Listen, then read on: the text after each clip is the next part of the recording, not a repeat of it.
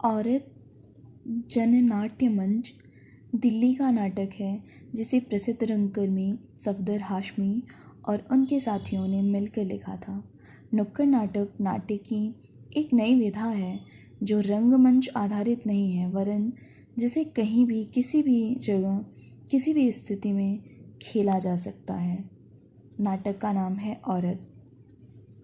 पात्र विभाजन: औरत, सूत्रधार, अभिनेता 1 मजदूर, अभिनेता 2 पंडित गुंडा, अभिनेता 3 गुंडा ससुर मालिक, अभिनेता 4 बाप मजदूर, अभिनेता 5 पुलिस, अभिनेता 6 पति गुंडा मजदूर। गोलाकार अभिनय स्थल: 6 अभिनेता एक दूसरे के कंधे पर हाथ रखे वृत्ताकार रचना में घूमते हुए एक छोर से प्रवेश करते हैं। उनके बीच में छुपी एक अभिनेत्री सहित वे केंद्र में आकर रुकते हैं। एक साथ पलटकर दर्शक की ओर मुंह कर बैठते हैं। अभिनेत्री बीच में खड़ी दिखाई देती है। अभिनेत्री: मैं एक माँ, एक बहन, एक अच्छी पत्नी, एक औरत हूँ। अभिनेता 1: एक औरत जो ना जाने कब से नंगे पांव रेगिस्तानों की धधकती बालों में भागती रही है। अभिनेत्री: मैं सुदूर उत्तर के गांव से आई हूँ। अभिनेता 2: एक औरत जो ना जाने कब से धान के खेतों और चाय के बागान में अपनी ताकत से ज़्यादा मेहनत करती आई है। अभिनेत्री: मैं पूरब के अंधेरे खंडहरों से आई हूँ, जहाँ मैंने ना जाने कब से नंगे पांव अपनी मरेल गाय के साथ खलिहानों में दर्द का बोझ उठाया है। अभिनेता 3: उन बंजारों में से जो तमाम दुनिया में भटकते फिरते हैं, एक औरत जो पहाड़ों की गोद में बच्चे जनती है, जिसकी बकरी मैदानों में कहीं मर जाती है और बैन करती रह जाती है। अभिनेत्री: मैं वह मजदूर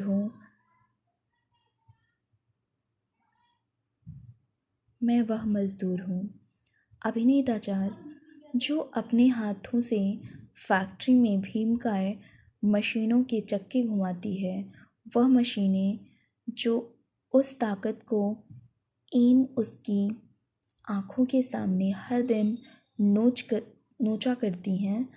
एक औरत जिसके खूने जिगर से खूंखार कंकालों की प्यास बुझती है।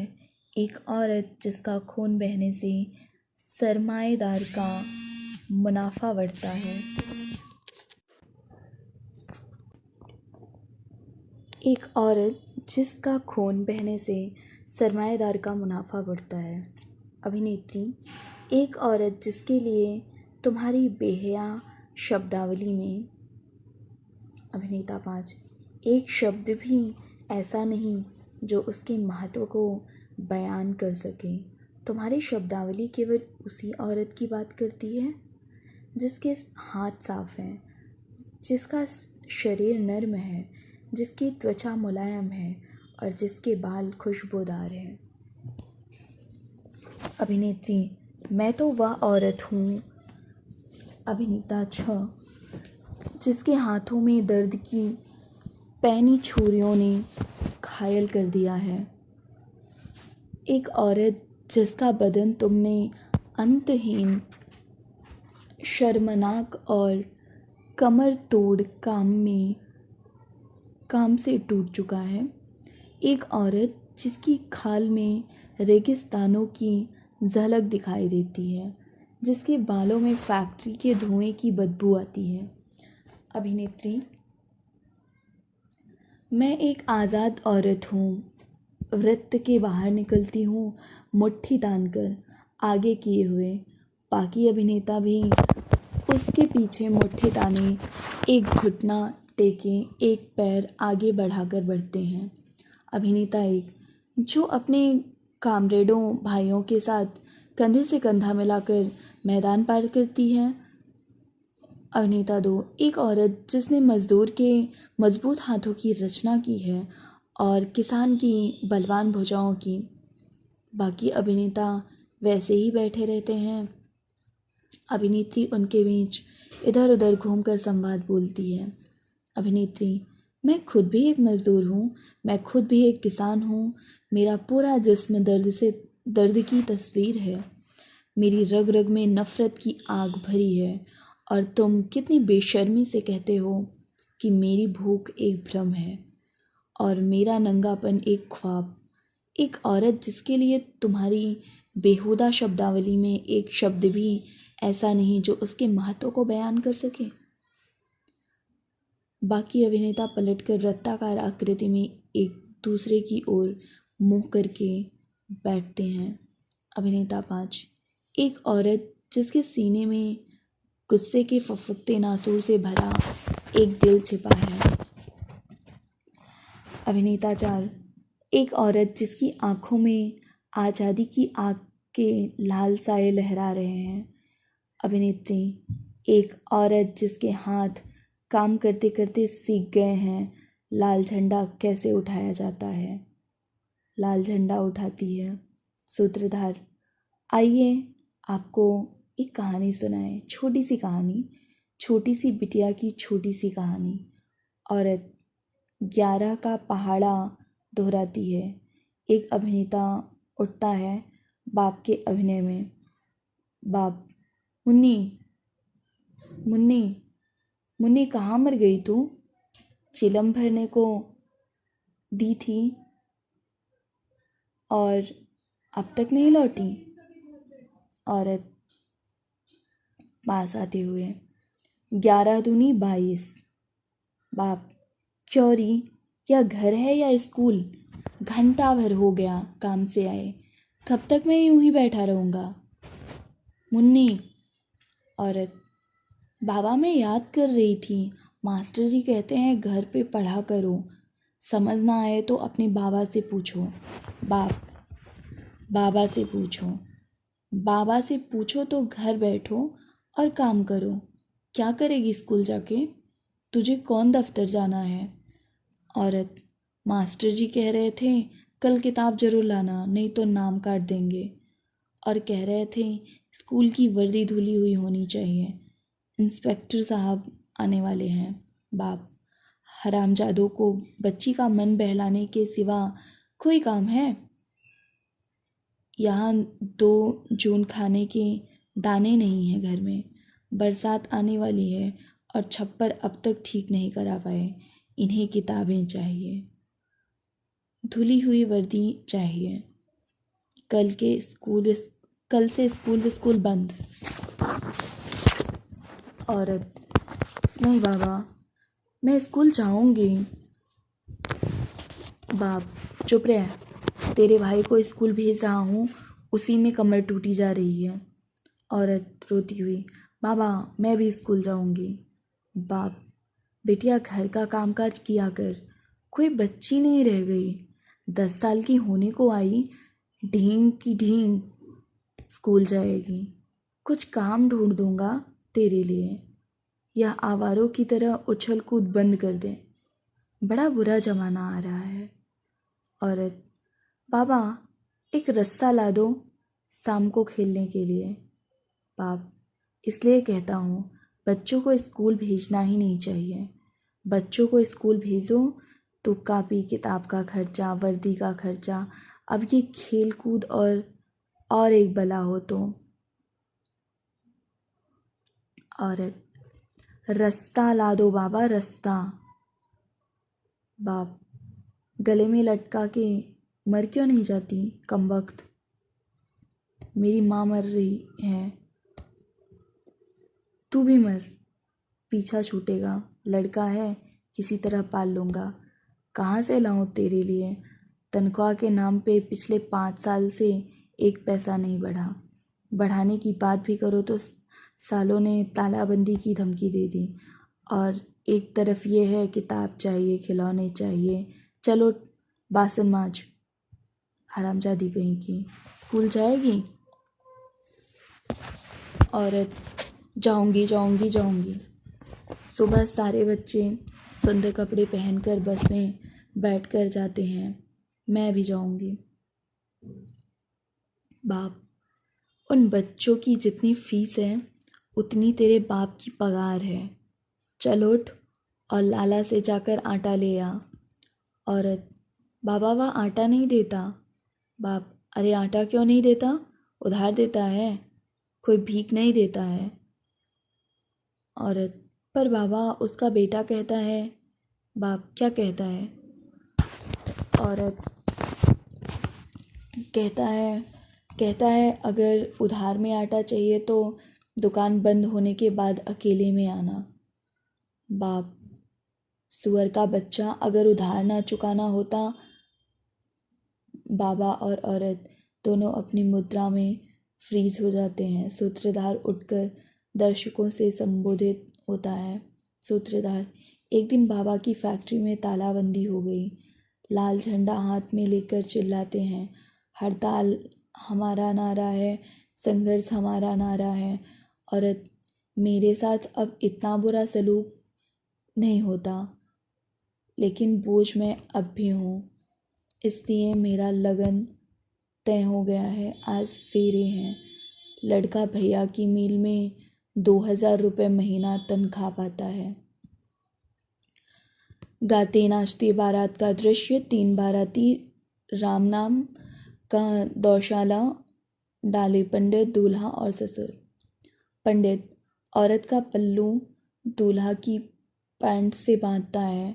गायत्री मंत्र उच्चारण के दौरान दोनों दायरे का चक्कर लगाता है। फेरा पूरा होने पर पंडित के सामने रुकते हैं। पंडित, सास ससुर की आज्ञा मानोगी? पति को साक्षात भगवान जानोगी? पहले उन्हें खिलाओगी फिर खुद खाओगी? पति ससुर अन्याय भी करें तो उसे न्याय मानोगी? कभी पलटकर उत्तर नहीं दोगी? आंखें सदा नीची रखोगी? घर का काम काज संभालोगी? बाकी पात्र दोहराते हैं। पति, फौरन कोई काम तलाश करोगी? सवेरे ही सब्जी मंडी से साग तरकारी लाओगी? फिर कुएं से पानी बाबा का हुक्का भरोगी? झाड़ू पोछा चौका चक्की सब तुम ही संभालोगी? ससुर, इस घर में आराम करने नहीं, बोझ बांटने आई हो। अपनी सास को आराम दोगी, सारा काम संभालोगी? बाकी पात्र दोहराते हैं। पंडित, तथास्तु। पंडित, पति और ससुर अपनी अपनी मुद्राओं में थम जाते हैं। बाकी पात्र बैठ जाते हैं। सूत्रधार, इस तरह गृहस्थी की चक्की में पिसते पिसते 8 बरस हो गए। ससुर, पति और पंडित वापस दायरे में बैठते हैं। औरत, घर का काम करते करते छोटे छोटे बच्चे हैं, कमज़ोर, गंदे और चीं पीं करते हुए। 25 साल की उम्र में 40 की बुढ़िया लगती हूँ। मुँह अधीरे जागती हूँ, घर का सारा कामकाज करती हूँ, चक्की पर जाती हूँ गेहूँ साफ करने, दोपहर का चौका बर्तन कर फिर काम पर जाती हूँ, शाम ढले लौटती हूँ, फिर सारा काम। ससुर जी के मरने के बाद से ही मेरा आदमी शराबी हो गया। पति बैठे बैठे बोलता है, हरामजादी, रात दिन मारपीट और गाली गलौज करता है, थाने में नाम दर्ज है उसका। पति शराब की बोतल लेकर उठता है। पति, अरे ओ हरामजादी, यह मुन्ना क्यों रोए जा रहा है? औरत, जाग गया है तुम्हारे दहाड़ने से। पति, तो चुप कर इसे, नहीं होता तो उठाकर बाहर फेंक दे, सुअर के बच्चे को। अपनी मुद्रा में फ्रीज हो जाता है। सूत्रधार, क्या होगा इन सुअर के बच्चों का? दिन भर आवारा घूमते हैं, पढ़ाई लिखाई का कोई प्रबंध नहीं, बड़े होकर अपने बाप पर ही जाना है इन्हें। औरत, बड़े होंगे तो काम की तलाश में मारे मारे भटकेंगे, ना जाने कहाँ कहाँ जाएंगे। मुझसे दूर मैं हमेशा की अकेली, हमेशा की खामोशी, किसके सहारे जीऊँगी? चक्की से जवाब मिल गया तो किससे किसके दरवाजे पर जाऊंगी? हे भगवान, तू ही कुछ कर। पति: भगवान क्या कर लेगा? उसे क्या पड़ी है तेरी तरफ देखने की? सेठ जी का बंगला पसंद है उसे, सेठानी गोरी चिट्टी है, भोग भी वह अंग्रेजी बोतल का लगाता होगा। औरत: या उल्टी सीधी ना बको, इसी सब के कारण तो यह हाल है। मंदिर जाते भले मानस की तरह रहते तो घर की शकल ही कुछ और होती आज। पति: हरामजादी कहीं की जबान लड़ाती है, थप्पड़ मारता है। औरत गिर पड़ती है। आदमी को कहीं आराम ही नहीं। फैक्ट्री से थका आमादा आता है, फैक्ट्री में सुपरवाइज़र की भौं भौं, घर में तेरी दान दहेज के नाम पर तो बाप को सांप सूंघ गया था, और बेटी है कि होश ही ठिकाने नहीं है। चलो घर का कामकाज कर, बढ़िया ही है हरामजादी। दोनों दायरे में बैठ जाते हैं। सूत्रधार उठता है। सूत्रधार: बाप के, भाई के और खाविंद के ताने तिश्नों को सुनाया तमाम उम्र। बच्चे जनना सदा, भूखे रहना सदा, करना मेहनत हमेशा कमर तोड़कर, और बहुत से जुल्मों सितम औरत के हिस्से आते हैं। कमजोरी का उठा फ़ायदा गुंडे उसे सताते हैं। दरोगा और नेता वेता दूर से यह सब तकते हैं, क्योंकि रात के पर्दे में वह खुद भी यह सब करते हैं। औरत की हालत का यह तो जाना माना किस्सा है, और झलकियाँ आगे देखो जो जीवन का हिस्सा है। औरत दायरे से उठती है, हाथ में कुछ किताबें लिए हुए। औरत: मैं औरत का एक और रूप हूँ। स्कूल पास किया है मैंने, घर वालों को बहुत मुश्किल से रोज़ कॉलेज भेजने के लिए राजी किया है। वहीं जा रही हूँ दाखिला कराने। बाकी अभिनेता इंटरव्यू पैनल का दायरा बनाते हैं। पहला: ट्रेन। दूसरा: नेक्स्ट। तीसरा: अगले कैंडिडेट को अंदर भेजो। औरत पैनल के दाएं से अंदर आती है, आखिर तक वहीं रहती है। औरत: नमस्ते। चौथा: गुड मॉर्निंग सर कहो। पांचवा: ना जाने कहाँ से यह फटीचर उठकर आ जाते हैं। छठा: ओ दीज रैचेस। पहला: हाँ, तुम्हारे कागजात। देती है। दूसरा: फिजिक्स। तीसरा: केमिस्ट्री। चौथा: बायोलॉजी। पांचवा: मैथमेटिक्स। छठा: हिंदी। पहला: व्हाट इज़ ऑल दिस। दूसरा: भाई यह तो मिलिट्री साइंस और चाइल्ड साइकोलॉजी में ही सीटें खाली हैं। छठा: अब तुम्हारा क्या होगा? औरत: गुड मॉर्निंग सर, मुझे दाखिला कर लीजिए, मैं फ़िज़िक्स पढ़ाना चाहती हूँ। औरत: मैं फ़िज़िक्स पढ़ के इंजीनियर बनना चाहती हूँ।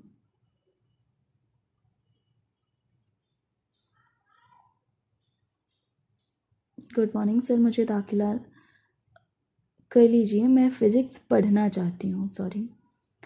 मैं फ़िज़िक्स पढ़ के इंजीनियर बनना चाहती हूँ। दूसरा आदमी: मुझे मालूम है फ़िज़िक्स की पढ़ाई तुम्हें मालूम है फ़िज़िक्स की पढ़ाई में कितना खर्चा होता है? दूसरा: यह तो लिखा है, तुम्हारे डैडी को 3,500 रुपये महीना मिलते हैं। छठा: तुम्हें मालूम है यूएल ब्रायनर की problems of physics in the wild west? चौथा: 500 रुपये की आती है, और यह किताब हर विद्यार्थी को खरीदनी ज़रूरी है। पांचवा: इसके अलावा जॉन हैम्बर्गर की fundamentals of physics in the 20th century 375 रुपये की आती है। छठा, कॉलेज की महीने की फ़ीस 200 रुपये है। पहला, बिल्डिंग फ़ंड के 400 रुपये। दूसरा, लैब चार्जिंग 450 रुपये महीना। तीसरा, कुल मिलाकर 1050 रुपये। चौथा, दे पाओगी? औरत, हाँ जी, कुछ ना कुछ करूँगी, ट्यूशन पढ़ा कर दूँगी। तीसरा, ट्यूशन पढ़ाओगी तो अपनी पढ़ाई कब करोगी? सब हंसते हैं। फेल हो गई तो कॉलेज का नाम बदनाम होगा। पांचवा, खैर तुम्हें दाखिला किया जाता है। पहला, पर इतना याद रखना, इस कॉलेज के अपने नियम हैं, एक परंपरा है।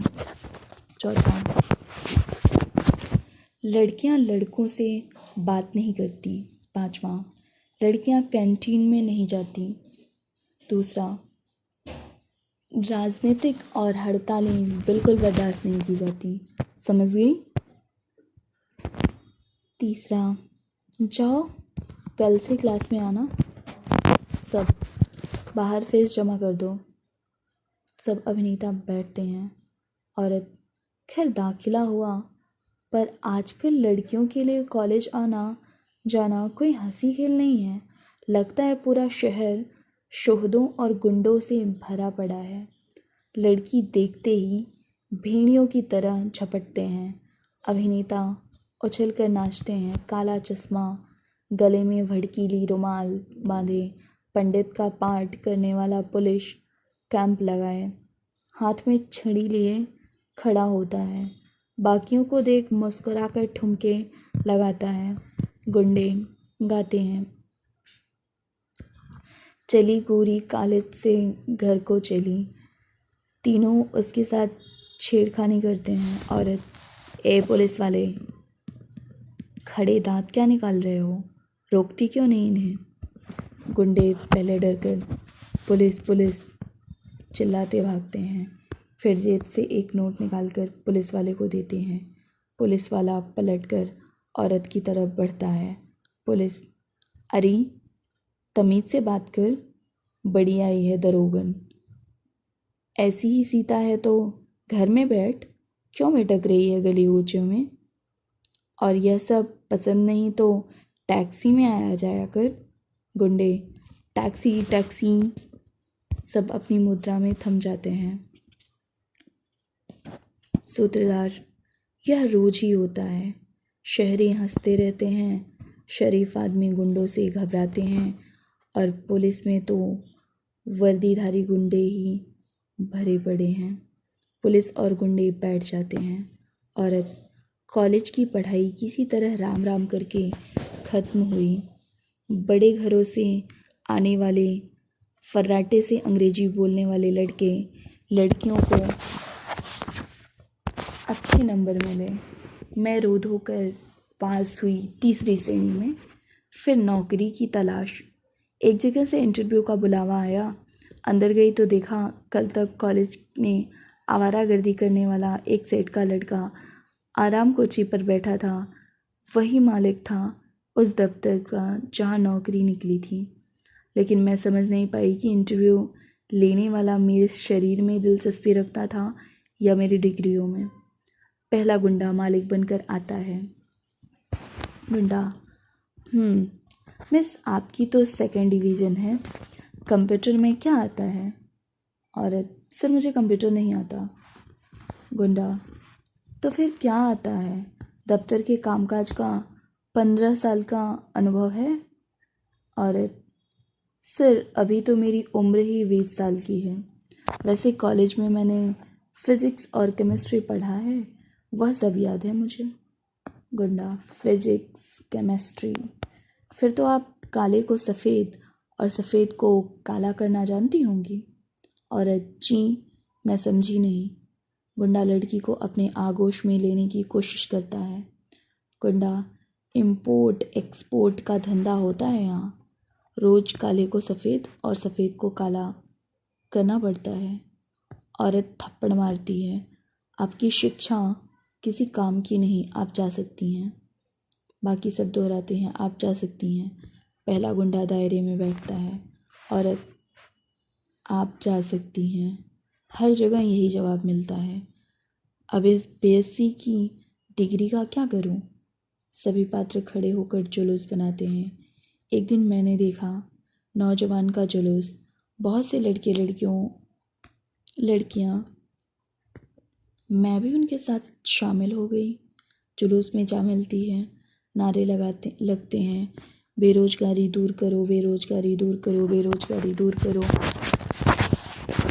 औरत, अचानक पुलिस आ गई। पात्र खुद को लाठियों से बचाने का अभिनय करते हैं। एक एक को 10-10 ने दबोच लिया। मुझ पर भी लाठियां पड़ी। औरों के साथ डाल दिया गया जेल में। पात्र खड़े होकर हाथ ऊपर उठाए एक जेल के कमरे की तरह खड़े होते हैं। उनके बीच में कैद औरत। जानते हैं क्यों? दंगा करने के अपराध में मैं समझ नहीं पाई कि ऐसा क्यों हुआ। मोहल्ले में बदनामी हुई, बिरादरी में नाक कटी, पर नौकरी के नाम पे वही ढाक के 3 बात। 4 दिन जेल काटने के बाद घर आई तो पिताजी कहने लगे, बाप का अभिनय करने वाला अभिनेता उठता है। बाप, लड़की बदचलन हो गई है। मैं ना कहता था मत भेजो कॉलेज। बाहर की हवा लगते ही पर निकल आएंगे। अब मैं बिरादरी को क्या मुंह दिखाऊंगा? ऐसी लड़की को भला वर कहाँ मिलेगा? हे राम, अब तू ही कुछ कर। दोनों बैठ जाते हैं। सूत्रधार उठता है। सूत्रधार, बीवी हो, माँ हो या हो किसी घर की बेटी, कॉलेज में पढ़ने जाती हो चाहे कोई लड़की, हर कॉलेज इस समाज में रहती है वह पीछे। हर जगह इस समाज में रहती है वह पीछे। मुंह पर लगे हैं ताले, नज़र उसकी है नीचे, पर सबसे बुरा हाल है उस बदनसीब का, करके मजदूरी जो चलाती हो जीविका। स्कूल में हो, फैक्ट्री में या हो खेत में, रहती है हमेशा ही जुल्म की चपेट में। आओ दिखाऊं तुमको मैं एक ऐसी ही नारी कि फैक्ट्री में काम जो करती है बेचारी। सूत्रधार और 2 अभिनेता तथा औरत फैक्ट्री में काम करने का अभिनय करते हैं। मालिक का अभिनय करने वाला अभिनेता आता है। मालिक, बुढ़िया, क्या हाथ टूट गए हैं तेरे? हट्टी कट्टी नज़र आती है फिर भी हरामखोरी। औरत और ज़्यादा ज़ोर से काम करती है।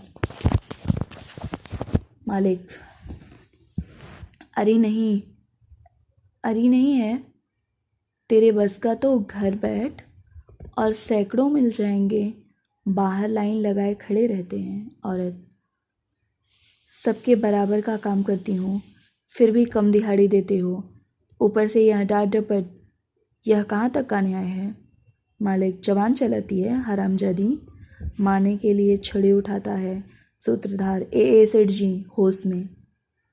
दूसरा मजदूर, हाथ ना उठाना। तीसरा मजदूर, बहुत बुरा होगा, बताए देते हैं। हाँ। मालिक, अच्छा बेटा, अभी दिखाता हूँ यहाँ का मालिक कौन है। ए बुढ़िया, बाहर निकल, आज से तेरी नौकरी औरत, नहीं सरकार, ऐसा जुल्म मत करो, मैं तुम्हारे पैर पड़ती हूँ, मेरे बच्चे भूखे मर जाएंगे। सूत्रधार, अरे हाथ क्यों जोड़ती है? क्यों खुद को गिराती है? यूनियन किस काम आएगा? मजाक समझ रखा है, जब मर्जी जिसको निकाल देंगे। तू अर्जी लिख, हम सब तेरे साथ हैं। औरत, ना भैया, यह सब मुझसे नहीं होगा। हमारे यहाँ औरतें चिट्ठी ना लिखा करें, बिरादरी में नाक कट जाएगी।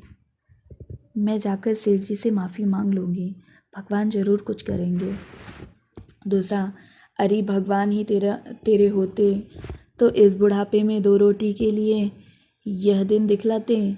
तू लड़, हम सब तेरे साथ हैं। औरत, क्यों मेरे दुश्मन बने हो? तुम्हारा तो काम ही है फिजूल में हुल्लड़बाजी करना।